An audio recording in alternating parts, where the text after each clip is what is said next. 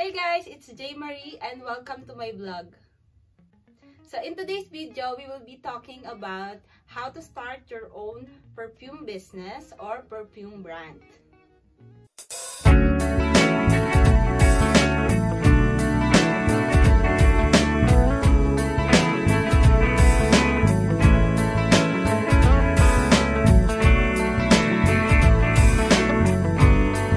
So sa mga hindi nakakilala sa akin, I am Love Juana Maria before.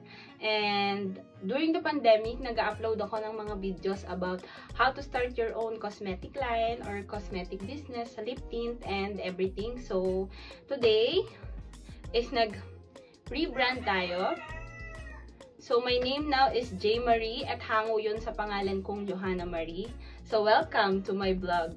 So in today's video nga ay tuturuan ko kayo on how to start your own perfume business since ngayon ang rebranding business ko is lumago na and nagkaroon na rin tayo ng perfumes which is I launch medyo 6 months na yata pero ngayon ko pa lang i-share sa inyo dahil ngayon lang ako sinipag mag-upload.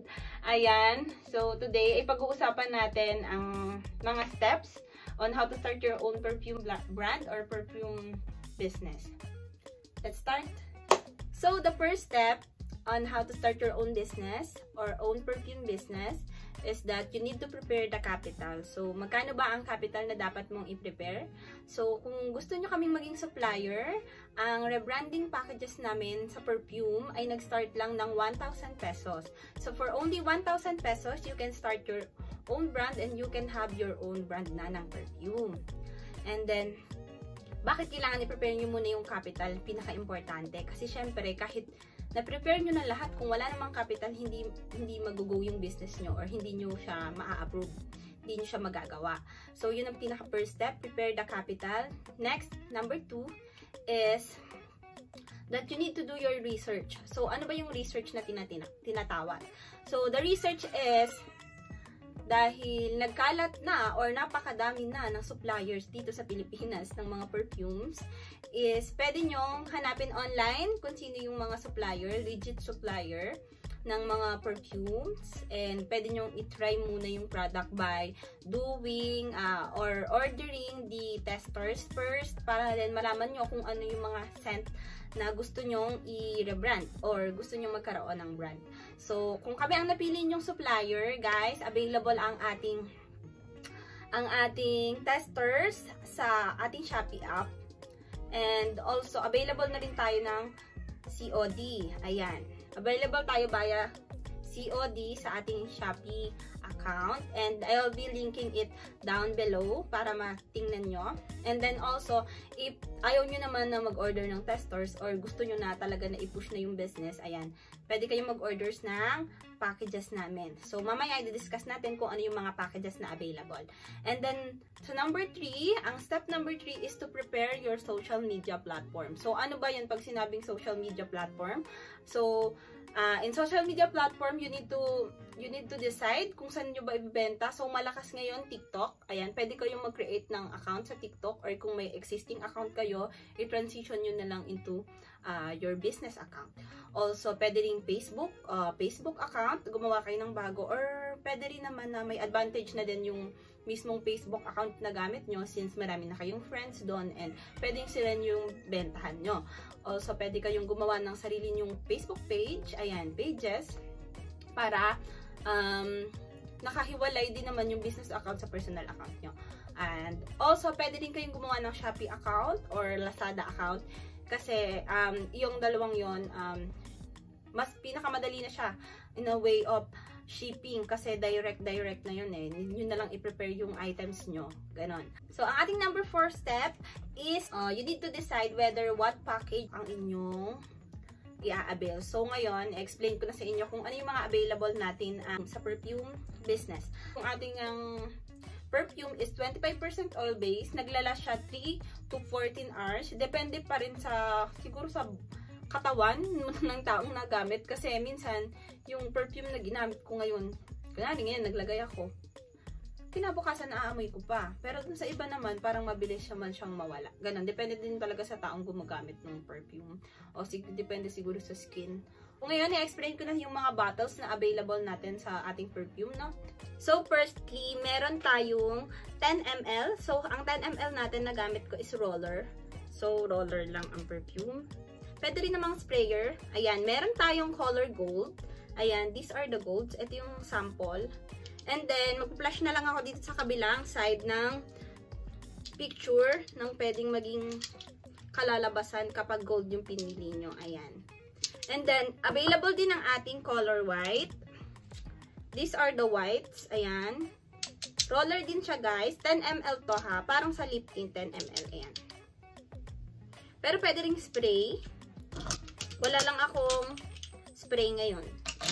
And then, also, meron tayong 30 ml. 30 ml lang yung na-launch ko, pero dahil nabasa ko sa supplier ng bottles ko from China, 35 ml pala yung content niya. Pero hindi ko na binago, hinayaan ko na lang.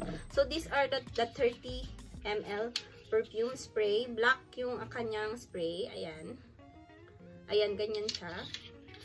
So, mag-flash na lang ulit ako dito ng, ano niya, ng klase or ng sample pictures ng mga nagre-brand. Next, available din sa atin. Alam niyo yung nauuso ngayon? Usong-uso to eh. Nakita ko din sa TikTok. Usong-uso yung plastic naman siya na 50 ml. So, meron din tayo. So, ayan. Ganito siya. Plastic siya na sprayer. May disadvantage nga lang to ng konti. Pero, marami pa rin nag-avail kasi mas mura nga siya kaysa sa glass na packaging. Tapos, this one. Ayan. Ganito yung pwedeng design niya. O, maging design niya kapag ito ang inabil nyo. Ayan. And itong 50 ml na frosted glass. Ito yung pinaka-bestseller ko, mga bebe ko. Mga madam, ito ang pinaka-bestseller ko, the frosted glass bottle. 50 ml din siya. So, per ganda ng ano kasi nito, ng quality. Kaya, ayan, bestseller ko to. Then, kung may design naman, pwedeng ganito. Ayan. May design ang nakalagay dyan, your brand name, kasi, ayan, your brand name. And then, last but not the least is this one. Ito yung pinaka-newest product namin dito sa ating Glinty Skies rebranding. Ayan. This is perfume balm. Ayan, guys. So, ito is Baccarat Rouge. Alam nyo ba yung mga perfume balms? Ito yung mga solid na perfumes. Ayan, ganyan siya. Ayan, ganyan siya. And, super bango nito. So, yun guys, let's move on with the available packages ng ating perfume. So, for the gold cup and the white cup. Ayan. This one is 30 pieces for 1,000 pesos. Ito. So, 30 pieces, 1,050 pesos naman per gold cup. Papatak lang ng 33.33 ang inyong puhunan sa isang peraso. Next naman natin is this, the 30 to 35 ml perfume. This one costs 55 pesos each and ang minimum natin is 20 pieces which will be 1,100. May 20 pieces na kayo. And then, yung next naman natin, this one, kaya sabi ko sa inyo, affordable to kasi napakamura talaga niya. 65 pesos each. Minimum order is 20 pieces. So, ang kalalabasan nito guys is 1,320 pieces. So, 65 pesos each. And pwede nyo siyang ibenta ng doble, triple. Kasi yung quality ng amoy is, alam nyo na, the best. Next naman is for this, ayan, for our pinakamahal. As of now, ito yung pinakamahal natin na perfume.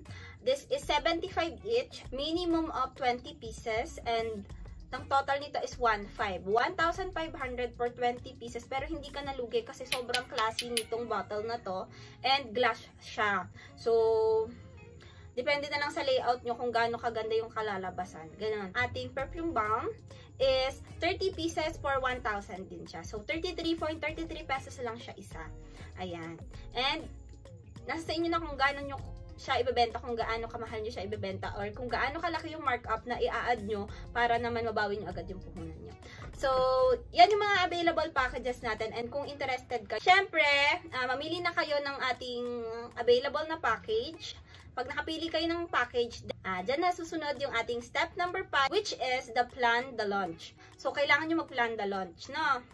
So, paano ba ipaplan yung launching? So, pag nakapag-order na kayo ng inyong dessert package para sa ating perfume business, pwede kayong mag-plan ng launch. So, depende kung gaano katagal yung dating ng item. So, for planning, you need to, since nakapag-provide na rin kayo ng social media platform, doon kailangan gumawa na kayo ng mga teaser or simple video na nagsasabi na magbebenta kayo ng ganito.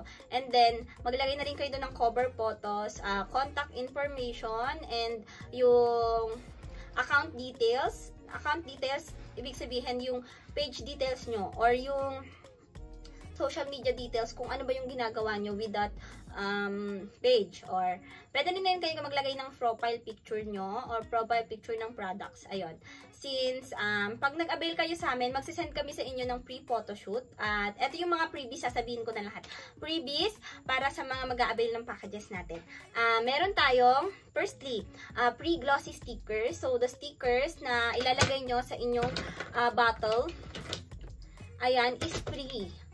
Tapos, free din yung seal or shrink wrap. Yung seal is the plastic that will cover your product para pagdating sa inyo is sealed siya and alam nyo na hindi pa siya nagagamit. So, yon, free din yon. Free simple photoshoot. So, right after the process, we will be sending pictures and copies of your pictures ng product na pinagawa nyo sa amin. So, free lang yun. Simple photoshoot lang yung offer natin. And then, you can send your own layout. Ayan. And next vlog, I will be posting a video naman na tungkol sa paggawa ng layout ng perfumes. And para mas madalian kayo, using your mobile phones lang. Yan, pwede nyo na siyang magawa. So, these are the 5 steps that you need to know before you can start your own perfume business. Ayan. So, firstly, prepare the capital. So, you need to prepare capital will be based on your desired product. Okay? Next, number 2 is your research. So, very important yan para di rin kayo ma-scam. Dapat yung legit, trusted, yung sure kayo na dadating talaga yung product sa inyo. Number 3 is the social media platform. So, yun yung number 3 natin. Need nyo mag-prepare ng social media platform. Number 4 is desired whether what package or product you will order. Ayan. So, kailangan nyo mag-decide kung ano bang i-order nyo, kung 50 ml ba, 30 ml, 10 ml. So, kung alin yung swak sa budget, go. And then, yung 5 natin is plan the launch. So, kailangan nyo magplano ng launching bago kayo mag-start ng inyong business. So, yon, sana meron kayong natutunan sa aking video ngayon. Napakatagal bago ulit ako nakapag-upload and actually, napakadami nang nangyari. Nagre-refocusing ako ngayon and I'm hoping na makabalik talaga ako sa pagbablog kasi sayang din naman yung ginugol kong oras dito during the pandemic and napakatagal bago din talaga ako nakapag-upload. So, yun, if you're interested on having your own brand of perfume, please do message us at Glimty Skies Cosmetics and Skincare Branding. That's our FB page. Ililink ko din sa baba para malaman nyo kung saan kayo pwedeng mag-direct ng message. Ayun lang. Sana meron kayong natutunan dito sa vlog na to, and kung nakaabot kayo dito sa part na to, please do subscribe on my channel, hit the bell button para ma-notify kayo every time na mag-upload ako ng bagong videos. And kung gusto nyo pa ng maraming videos tungkol sa business and rebranding, please do comment down below yung mga topics na gusto nyong malaman dahil mag-upload ako ng series ng mga products na available na sa page namin ngayon and marami-rami na to. And also, ayan, thank you for watching. I hope you enjoy watching this video. So, yun lang guys. Bye-bye!